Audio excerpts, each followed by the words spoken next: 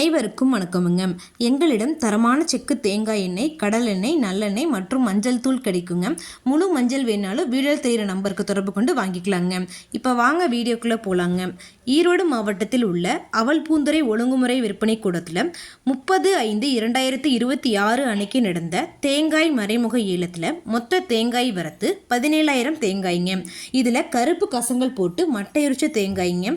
தரத்திற்கு ஏற்ற மாதிரி 1 கிலோ குறைந்தபட்சமாக ₹34.76 முதல் அதிகபட்சமாக ₹38.11 வரைக்கும்.